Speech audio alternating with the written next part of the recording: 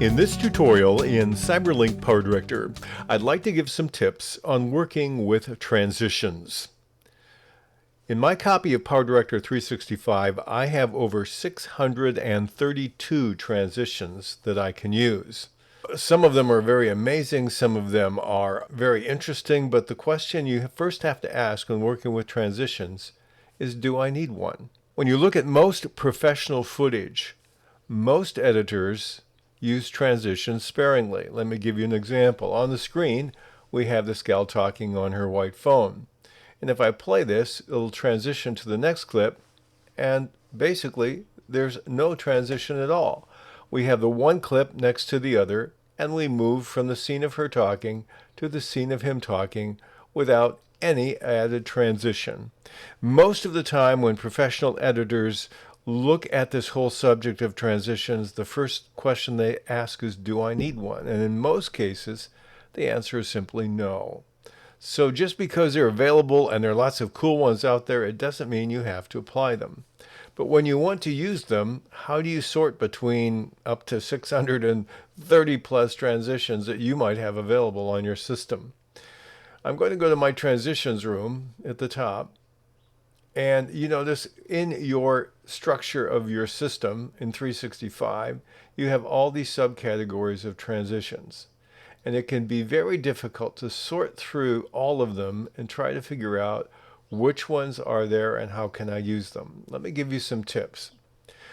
In the new interface, they've made it easier for you to visualize what the transition actually does. If you want to even see more detail, what I like to do is take my transitions and click on the More options in the upper right corner, and then click on Extra Large Icons. So this will allow me to see better, even in the transition when I hover over it, what it does.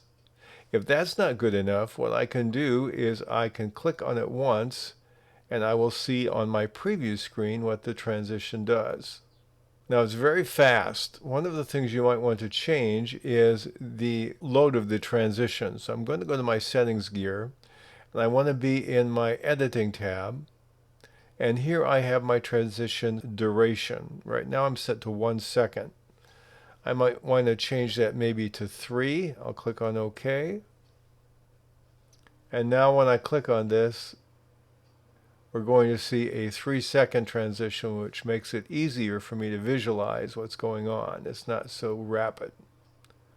So this is one thing you can do. You can also expand this to make it very, very big so you can see the transitions larger, and then you can visualize on the screen what they're going to do. Let's take some in the paper tear category. These are pretty good illustrations, and then if I click on this, I'm going to see how it will work with sample images. So they made it easier for you to understand exactly what the transition does. But we still have a huge number of transitions that are going to be very difficult for me to sort through when I'm working in my project. What I prefer to do is I like to mark the ones that are my best ones. Now you can do that in one of two ways. Let's click to another category here. We'll click to the camera category. If I want to make it a favorite, all I do is click on the heart in the lower right corner, and it adds it to a subcategory called favorites. And so when I move on the left to my transitions, at the very top I'm going to see my favorites. And then all that are my favorites, we'll make these smaller again, are now in this category. But you can do even more than that. I'm going to click back to transitions. You can also set a tag. Now if I want to click on the left corner of this little tag here with a plus, I will add a new tag. And I could add a tag for a particular project. I could call this graduation, where I'm making a bunch of transitions that will apply only to a graduation setting. And then I go back to any of the transitions that I want. Let's take this one here. I click on it once, and I can see it. Then I right click and I click on Add to Custom Tag. I'm going to click on the graduation. Let's do that with this one here as well. Right click, Add to Custom Tag. I have two now. I'll take that and add that to graduation. And so now I can subcategories. Otherwise, the My Favorites category gets so huge that you're still having a hard time finding what you have.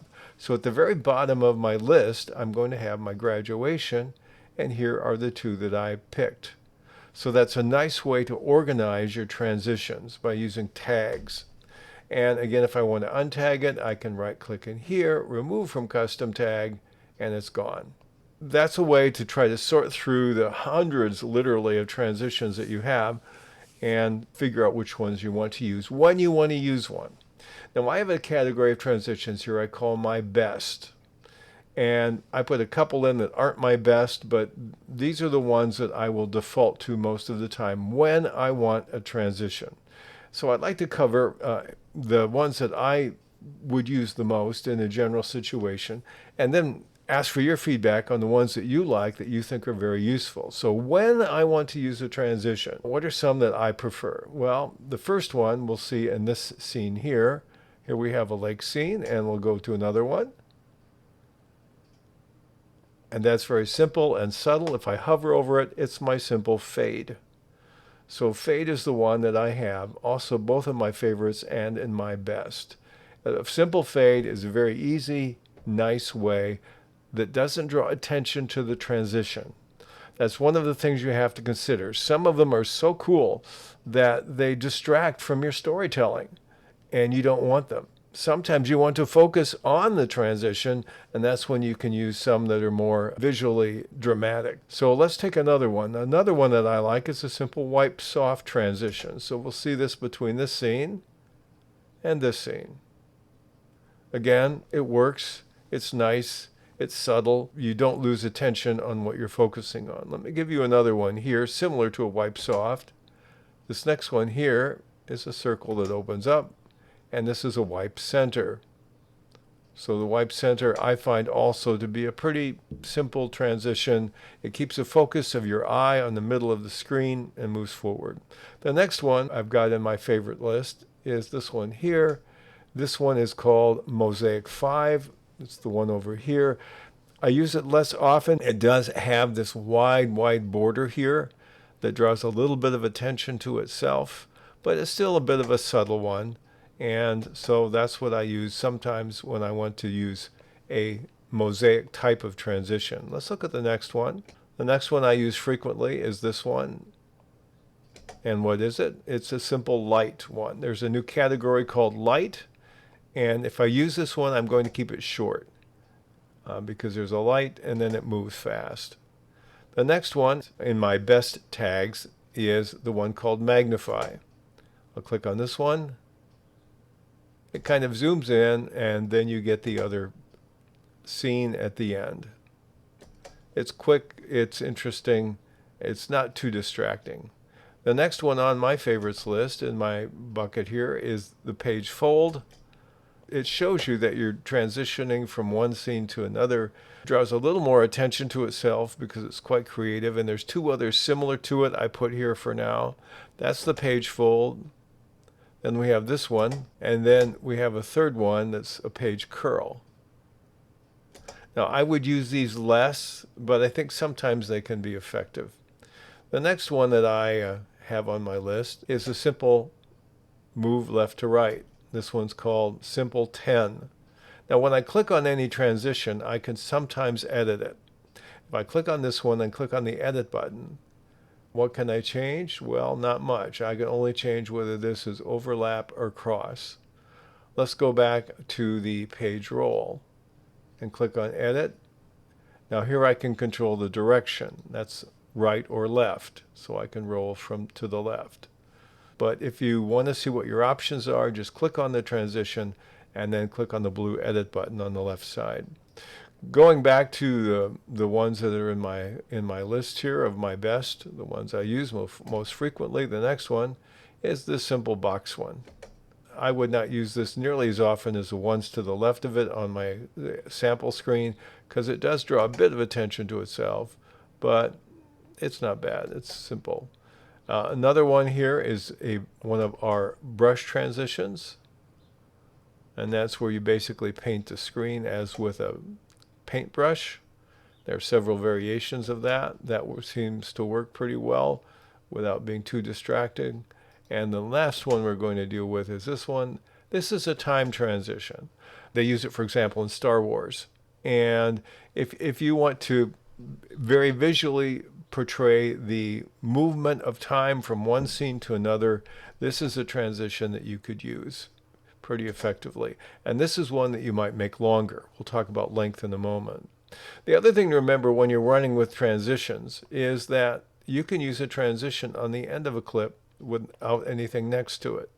So on this scene here, I'm going to start out in black and I'll transition to this clip, but this isn't between two clips. It's only on the first end of the clip. It can be on the rear end as well. Let's play this, and there's a transition. Now on this one in particular, when I click on this and click on edit, now I have some options to change the colors of these boxes. So you do have some other things here. I'll take this color and we'll change this to a yellow. Click on OK, and now I've varied that. So you can see how the transition works. Another one that I have between these two clips is one I would not use generally like the first one, because when you see this and now you have all this, it is a transition, but boy, does it draw attention to itself.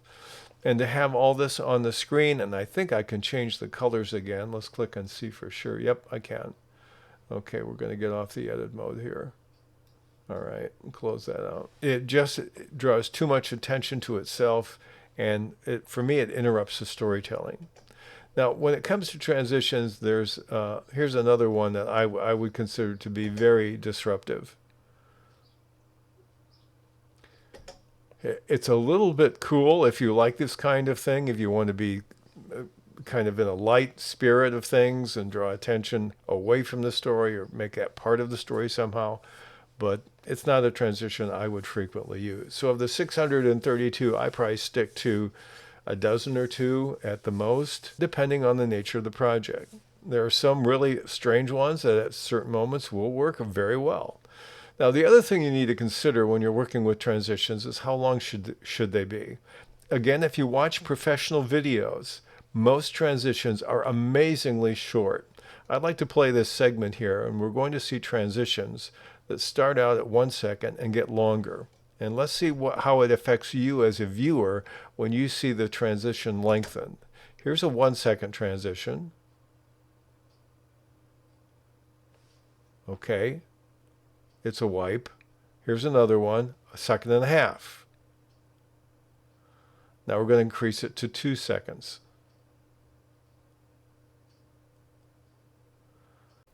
Now we'll do a 3 second transition.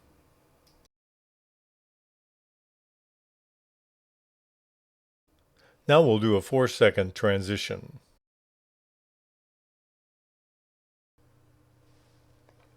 Now, most of the time when you're transitioning and you make your transitions longer, again, the focus is on the transition, the focus is on the time element in the mind of the viewer.